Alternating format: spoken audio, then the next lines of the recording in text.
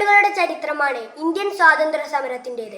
സഹനത്തിൻ്റെയും ധീര രക്തസാക്ഷിത്വത്തിൻ്റെയും സംഭവബഹുലമായ ആ കാലഘട്ടത്തെ ഞങ്ങൾ നിങ്ങളുടെ മുൻപിൽ അവതരിപ്പിക്കുന്നു. 1600-ൽ ഇംഗ്ലീഷ് ഈസ്റ്റ് ഇന്ത്യ കമ്പനി നിലവിൽ വന്നു.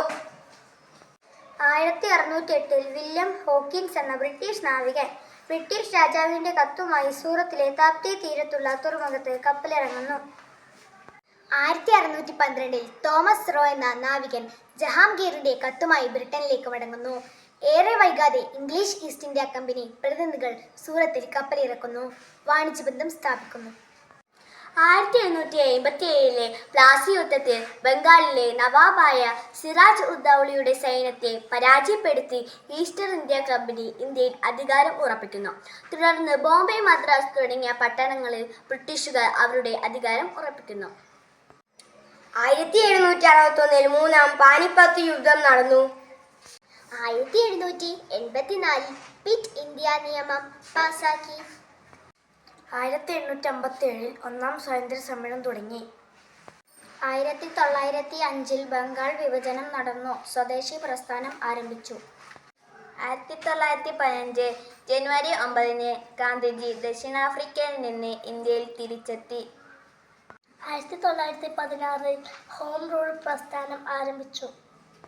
1917-ൽ ഗാന്ധിജിയുടെ നേതൃത്വത്തിൽ ചമ്പാര സമരം നടന്നു. 1918 കേഡ സമരം, അഹമ്മദാബാദ് തുണിമിൽ സമരം ഇവ നടന്നു. 1919 ഏപ്രിൽ 13-ന് ഇന്ത്യ ചരിത്രത്തിലെ ഏറ്റവും വലിയ കൂട്ടക്കുരുതിയായ ജാലിയൻ വാലാബാഗ് കൂട്ടക്കൊലയിൽ 379 പേർ മരണപ്പെടുകയും 1000-ലധികം പേർക്ക് ഗുരുതരമായി പരിക്കേൽക്കുകയും ചെയ്തു. 1920-ൽ ഇന്ത്യൻ നാഷണൽ കോൺഗ്രസിന്റെ പിന്തുണയോടെ മഹാത്മാഗാന്ധി നയിച്ച നിസ്സഹകരണ സമരം ആരംഭിച്ചു. ആഗസ്റ്റ് 20-ന് ഗാന്ധിജിയുടെ ആദ്യത്തെ കേരള സന്ദർശനം. 1921-ൽ മലബാർ കലാപത്തിന് തുടക്കമായി.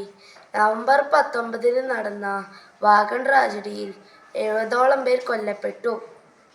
1922 ഫെബ്രുവരി 5-ന് നടന്ന ചൗരി ചൗര സംഭവത്തിൽ 25ഓളം ആളുകൾ കൊല ചെയ്യപ്പെട്ടു. 1924 വൈക്കം സത്യാഗ്രഹം നടന്നു. വർഗീയ കലാപങ്ങൾക്കെതിരെ ഗാന്ധിജി 21 ദിവസത്തെ ഉപവാസം അനുഷ്ഠിച്ചു.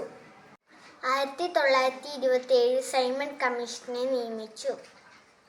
1928-ൽ സൈമൺ കമ്മീഷൻ വിരുദ്ധ പ്രക്ഷോഭം നടന്നു. 1929-ൽ കോൺഗ്രസിന്റെ ലാഹോർ സമ്മേളനം പൂർണ്ണ സ്വരാജ് ആവശ്യപ്പെട്ടു.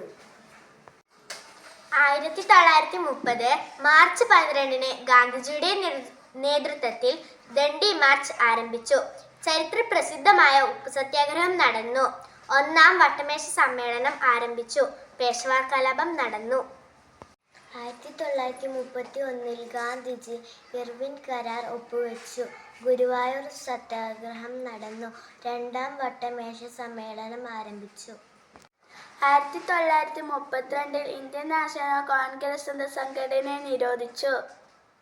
1935-ൽ British parliament India government act പാസാക്കി. 1936-ൽ ക്ഷേത്രപ്രവേശന വിളംബരം നടന്നു. 1940-ൽ ഗാന്ധിജി വ്യക്തി സത്യാഗ്രഹം തുടങ്ങി. 1942 ആഗസ്റ്റ് 9-ന് ക്വിറ്റ് ഇന്ത്യ സമരം ആരംഭിച്ചു. 1946-ൽ നാവിക കലാപം, പുന്നപ്പറ വയലാർ സമരം ഇവ നടന്നു. 1947 ആഗസ്റ്റ് 15-ന് ഇന്ത്യ സ്വാതന്ത്ര്യത്തിന്റെ പ്രഭാതത്തിലേക്ക് ഉണർന്നു. സ്വാതന്ത്ര്യം തന്നെ അമൃതം, സ്വാതന്ത്ര്യം തന്നെ ജീവിതം, പാരതന്ത്ര്യം മാനികൾക്ക് മൃതിയേക്കാൾ ഭയാനകം. മഹാത്മാഗാന്ധി അടക്കമുള്ള ധീരദേശാഭിമാനികളുടെ ത്യാഗോജ്വലമായ ജീവിതമാണ് നാം ഇന്ന് അനുഭവിക്കുന്ന സ്വാതന്ത്ര്യം. ആ സ്വാതന്ത്ര്യത്തെ ദുർവിനിയോഗം ചെയ്യാതിരിക്കാൻ ഭാവി വാഗ്ദാനങ്ങളായി നമുക്കോരോരുത്തർക്കും പ്രതിജ്ഞയെടുക്കാം. അതിനായി പരിശ്രമിക്കാം. ജയ് ഭാരത്.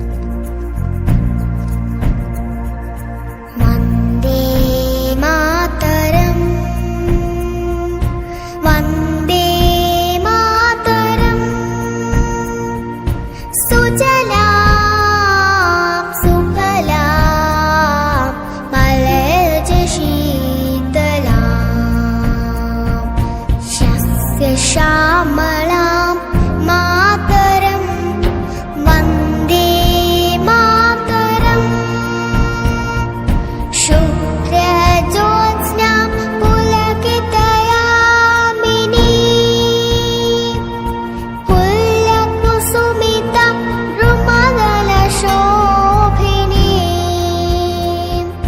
സുഹാ